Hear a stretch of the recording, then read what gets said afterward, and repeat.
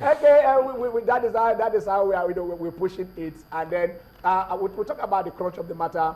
We are going to go take the Dolphins story first and foremost.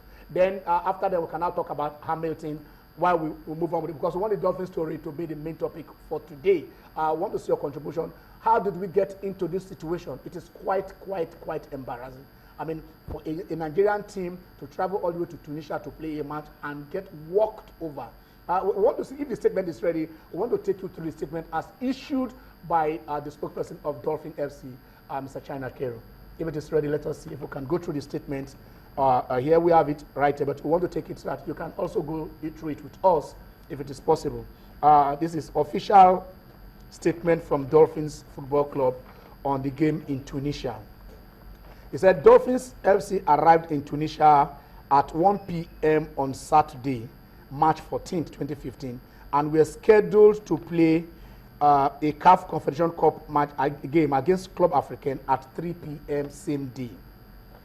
Before we departed from Lagos on Thursday, we had informed the Nigerian Football Federation through Bola Oyeyode, the head of international department, and Musa Amadu, the general secretary, in writing of our challenges and wanted to the game moved by 1 day from Saturday to Sunday. That is, you can see it there on the screen. We arrived in Tunis via Emirates Airline on Saturday, 14th March 2015 at exactly 1 p.m. And even though our request to have the game postponed was not granted, we were ready to play as we arrived in good time, though fatigued and travel weary. On arrival at 1 p.m., it took the Chancellery up to 2 hours before our visas were processed and passport issued to the delegation. Note that Tunisia visa to Nigerians from Nigeria are issued at point of entry. And this was already the kickoff time. On conclusion of immigration formalities with the assistance of 2 Nigerian embassy officials led by MK Yusuf, we exited the airport building at 3 p.m. There was no bus to convey the delegation to the stadium. It was at this point a certain Mr. Mohamed Kadini of the Tunisian Federation showed up. Our federation had already written to CAF, who through Khalid Nasser, Deputy Director of CAF Competitions Division, had written to the Tunisian Federation notifying them of our arrival time. But after more than 20 minutes of waiting, the bus finally came and we departed for the stadium at about 3:20 p.m.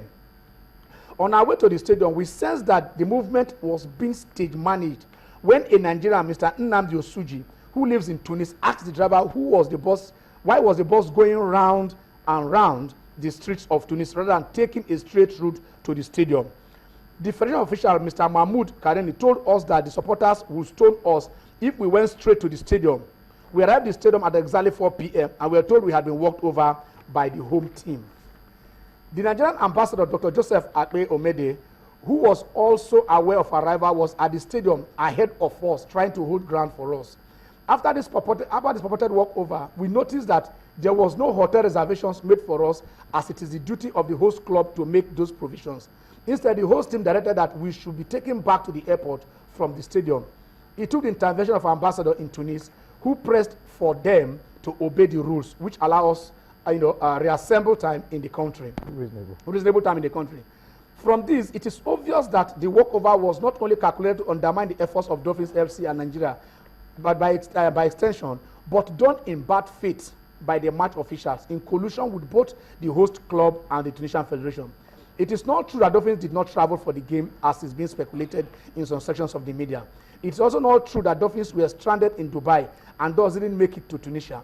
The team arrived late in Tunisia, but in good time to play the game, if not for the antics and shenanigans of the home team and federation. China, this is signed by China Cheru, media officer or media manager, Dolphins Football Club. That is the story. It's a bit long, but we just have to take the whole story so that you catch it in as it is. Gentlemen, let me start with you. Ken, for me, I noted some things down as you were going in the press statement. Yeah. For me, this is a national embarrassment. Yeah. It is despicable and totally unacceptable, and this must be investigated. But you see, for me, I have some 3 points. Yeah.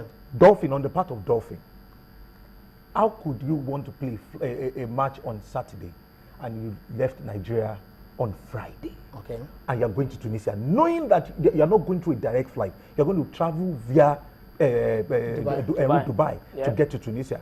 You see, it's easier in Nigeria, as we always do, to always lay the blame at the feet of others. Why not looking at what we were supposed to do? Yeah. Basically, okay, as you are saying, these are the players at the airport. No, because that's what the problem of allowances, which were not mentioned here. They had, which was not mentioned. And you look at it, that was not mentioned in the statement at all. They were supposed to leave Port Harcourt with a 5 p.m.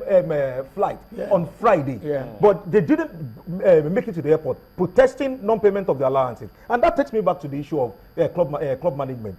Rivers State government has Dolphins.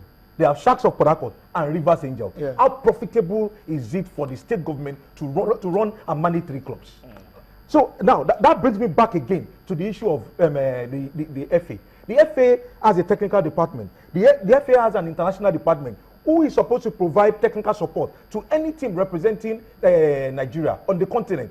That means nothing in terms of technical assistance was given. Then for the international department, there's supposed to be an advanced team whenever teams are going, so that at least they can fast track players and stuff like that. The embassy is supposed to make preparation for both. There was no that will convey them, because we know that football is war, especially when politics. That's the politics that comes in the game. They would your host will do everything to frustrate you off the pitch, and if you play into their hands, you have yourself but nobody to blame. They're talking about the LMC. What role did LMC play here? LMC at the beginning of the season came and said each club is supposed to have a certain amount of money before they can participate in the league. Talking about players' salary, we're chanting teams that could not make that 150. Now these players have not been paid for months. What has the LMC been able to do? Has the LMC been able to give them a cash bailout so that they can offer, they can prosecute this match? Because for me, you see, this is a national embarrassment. They eventually made it to Tunisia, but they were walked over. Now it's easier to blame the Tunisian Federation, saying that they've connected with the officials. But yet, I think charity begins at home. For Dolphins, for the FA, for LMC, I think something was really amiss, and this should be investigated. All right, Jimmy, you had hear me. Probably you check the tweets if there are any tweets that you can, so we can go through that. But what is your take on this? Well, these are the players at the airport. I mean, they slept at the airport. You don't want to play a match on Saturday and leave before they left. And this is the condition they were wearing in Nigeria before they left to Dubai, wearing in Dubai before they go to Tunisia, wearing in Tunisia they want to play the plan. Look, somebody's supposed to go and play a game the next day, sleeping on the bench at the airport in Lagos. Let me cool down. No, it's embarrassing. Now, the basic thing is this: we need to ask ourselves the truth. Now, you mentioned something about Dolphins, Rivers Angels, and Sharks. Does it mean that these clubs, does it mean it must be that the Rivers State government must sponsor these clubs? No, but